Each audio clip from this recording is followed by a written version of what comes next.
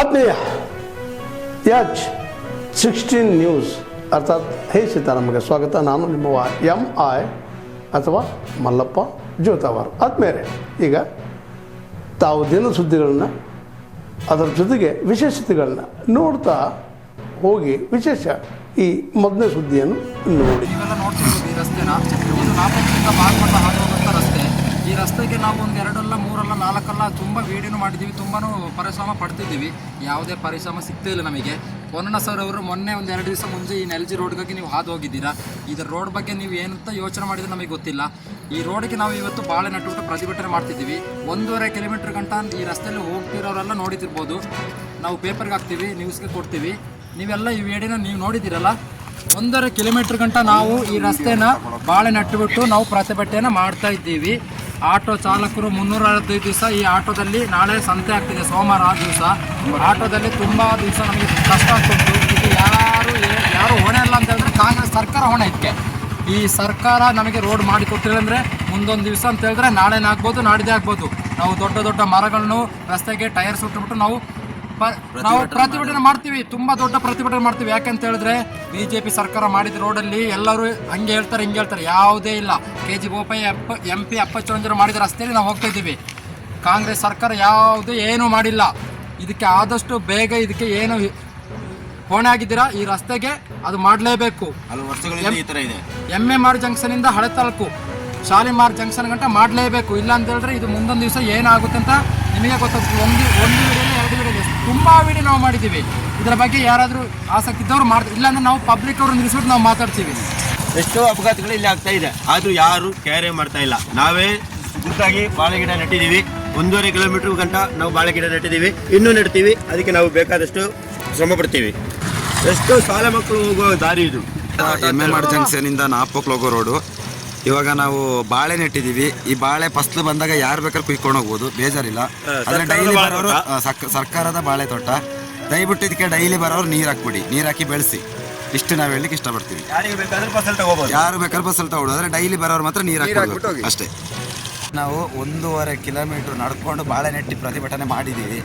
ಇದರ ಬಗ್ಗೆ ದಯವಿಟ್ಟು ಪೊನ್ನಣ್ಣನವರು ಏನಾದ್ರು ಕ್ರಮ ತಗೊಂಡು ಈ ರೋಡ್ನೊಂದು ಸರಿ ಮಾಡಿಸಿಕೊಡ್ಬೇಕು. ಪ್ರತಿಯೊಂದು ಆಟೋ ಡ್ರೈವರ್ಗಾಗಲಿ ಸ್ಕೂಲ್ ಗಾಡಿಗಳಿಗಾಗಲಿ ತುಂಬ ಕಷ್ಟ ಇದೆ ರೋಡು.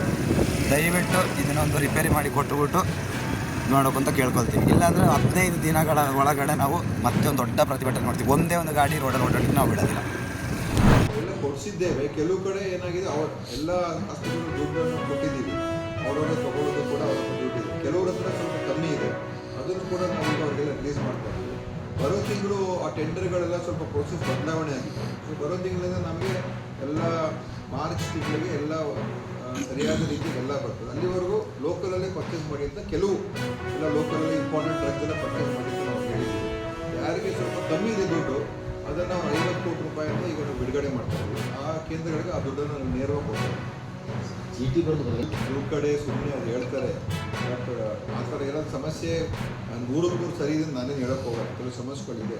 ಆದರೆ ನಮ್ಮ ಒಂದು ಈಗ ಡ್ರಗ್ ಪ್ರೊಕ್ಯೂರ್ಮೆಂಟ್ ವ್ಯವಸ್ಥೆನ ಪೂರ್ತಿಯಾಗಿ ಬದಲಾವಣೆ ಮಾಡಿಬಿಟ್ಟಿದ್ದೀವಿ.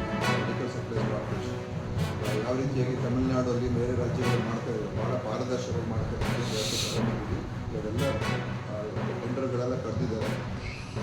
ಅದು ಮಾರ್ಚ್ ತಿಂಗಳಿಂದ ಯಾವುದೇ ಸಮಸ್ಯೆ ಇಲ್ಲದೇ ಅದು ಟೆಂಡರ್ ಸಪ್ಲೈನೂ ಆಗ್ತದೆ. ಮತ್ತು ಇಡೀ ರಾಜ್ಯದಲ್ಲಿ ಈ ಔಷಧ ಒಂದು ಸಾಫ್ಟ್ವೇರನ್ನು ಕೂಡ ಅದನ್ನು ಅಳವಡಿಸ್ತಾ ಇದ್ದೀವಿ.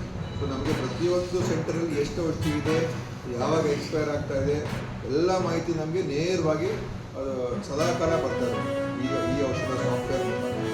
ಸೊ ಪ್ರಾಥಮಿಕ ಆರೋಗ್ಯ ಕೇಂದ್ರದಲ್ಲಿ ಎಷ್ಟಿದೆ, ಸಮುದಾಯ ಆರೋಗ್ಯ ಕೇಂದ್ರದಲ್ಲಿ ಎಷ್ಟಿದೆ, ಸ್ಟಾಕ್ ಎಷ್ಟಿದೆ, ಇನ್ನೂ ಎಷ್ಟು, ಅದೆಲ್ಲ ಪೂರ್ತಿ ಮಾಹಿತಿ ನಮಗೆ ಸಿಕ್ಕುವಂಥದ್ದು ಕೂಡ ಮಾಡ್ತಾ ಇದ್ದೀವಿ. ಬಹುತೇಕ PHCಗಳಲ್ಲಿ ಕಲಬುರಗಿ ಜಿಲ್ಲೆಯಲ್ಲಿ ನಮ್ಮನ್ನು ಆಳ್ತಕ್ಕಂಥ ರಾಜ್ಯ ಸರ್ಕಾರ ಮತ್ತು ಕೇಂದ್ರ ಸರ್ಕಾರ ರೈತರನ್ನ ಯಾವುದೇ ಕಾರಣಕ್ಕೂ ರೈತರ ಪಾಲಿಗೆ ಕಿವುಡ ಸರ್ಕಾರ ಮತ್ತು ಕುರುಡ ಸರ್ಕಾರ ಆಗಿದೆ ಅಂತಕ್ಕಂಥ ಮಾತನ್ನು ಈ ಸಂದರ್ಭ ನಾನು ಹೇಳಕ್ಕೆ ಬಯಸ್ತೇನೆ. ಯಾಕೆಂತ ಕೇಳಿದ್ರೆ ತೊಗರಿಯ ನಾಡಿನಲ್ಲಿರ್ತಕ್ಕಂಥ ತೊಗರಿ ಬೆಳೆಗಾರರು ಬೆಲೆಯನ್ನು ಕುಸಿದ್ರೂ ಕೂಡ ಯಾವುದೇ ಕಾರಣಕ್ಕೂ ಕೂಡ ಯಾರು ಒಬ್ಬರು ಕೂಡ ಧ್ವನಿ ಎತ್ತಲಾರದೆ ಇರ್ತಕ್ಕಂಥದ್ದು ಇದು ಬಹಳ ಖೇದಕರ ಸಂಗತಿ ಅನ್ನುವಂಥ ಮಾತನ್ನು ಈ ಸಂದರ್ಭ ಹಲವಾರು ಬಾರಿ ತೊಗರಿ ಬೆಂಬಲ ಬೆಲೆ ಕೊಡಬೇಕು, ಇನ್ಸೆಂಟಿವ್ ಕೊಡಬೇಕು ಅಂತೇಳಿ, ಮತ್ತೆ ಪರಿಹಾರದಲ್ಲಿ ತಾರತಮ್ಯ ಆಗಿರ್ತಕ್ಕಂಥ ಸರಿಪಡಿಸಿ ಪರಿಹಾರದಿಂದ ಎಲ್ಲರಿಗೂ ಸಮಾನಾಗಿ ಅವರೇನು ವಾಗ್ದಾನ ಮಾಡಿದ್ರು 2 ಹೆಕ್ಟರ್ ಅಂತಕ್ಕಂಥದ್ದು NDRF SDRF ಅಂತಕ್ಕಂಥದ್ದು ಅದನ್ನು ಕೂಡ ಸರಿಯಾದ ರೀತಿಯಿಂದ ನಿಭಾಯಿಸುವಲ್ಲಿ ಸರ್ಕಾರ ವಿಫಲಾಗಿದೆ ಅನ್ನುವಂಥ ಮಾತನ್ನು ಕೂಡ ಈ ಸಂದರ್ಭದಲ್ಲಿ ಬಯಸ್ತಿದ್ದೀವಿ. ಹಲವಾರು ಕಡೆ ಚಳವಳಿಯನ್ನು ಕೂಡ ನಡೆಸಿ ಸರ್ಕಾರದ ಮೂಲಕ ಗಮನ ಸೆಳೆಸ್ತಕ್ಕಂಥ ಪ್ರಯತ್ನವನ್ನು ಕೂಡ ಮಾಡಿದ್ದೀವಿ. ಈ ತೊಗರಿ ಬೆಳೆಗಾರರ ಬಗ್ಗೆ ಕಿಂಚಿತ್ ಕೂಡ ಕಾಳಜಿಯನ್ನ ತೋರಿಸಲಾರದೆ ತೊಗರಿ ಬೆಳೆಗಾರ ವಿರೋಧಿ ಧೋರಣೆಯನ್ನು ತಾಳ್ತಕ್ಕಂಥ ರಾಜ್ಯದಲ್ಲಿರ್ತಕ್ಕಂಥ ಕಾಂಗ್ರೆಸ್ ಸರ್ಕಾರ ಮತ್ತು ಕೇಂದ್ರದಲ್ಲಿರ್ತಕ್ಕಂಥ ಬಿಜೆಪಿ ಸರ್ಕಾರ ಅಂತ ಮಾತನಾಡಲಿಕ್ಕೆ ಬಯಸ್ತೇವೆ. ರಾಜ್ಯ ಸರ್ಕಾರ ಮಾತಿದ್ರೆ ನಾವು ರೈತರ ಪರವಾಗಿದ್ದೀವಿ, ಅನ್ನದಾತರ ಪರವಾಗಿ ಹೆಜ್ಜೆ ಆಗ್ತಾ ಇದ್ದೀವಿ ಅನ್ನುವಂಥ ಮಾತನ್ನ ಹೇಳಿರುವಂಥ ಸರ್ಕಾರ ಇಲ್ಲಿವರೆಗೂ ಕೂಡ ನಯ್ಯ ಪಾಯಸ ಇನ್ಸೆಂಟಿವ್ ಬಗ್ಗೆ ಎಲ್ಲೂ ಕೂಡ ಚಕಾರ ಎತ್ತಲಾರದೆ ಇರ್ತಕ್ಕಂಥದ್ದು ಇದು ತೊಗರಿ ಬೆಳೆಗಾರರ ಬೆನ್ನಿಗೆ ಚೂರಿ ಹಾಕಿರ್ತಕ್ಕಂಥ ನೀತಿಯನ್ನ ಆಗಿದೆ ಅನ್ನುವಂಥ ಧೋರಣೆ ಆಗಿದೆ ಅನ್ನುವಂಥ ಮಾತನ್ನ ಈ ಸಂದರ್ಭದಲ್ಲಿ ನಾನು ಬಯಸ್ತೇನೆ.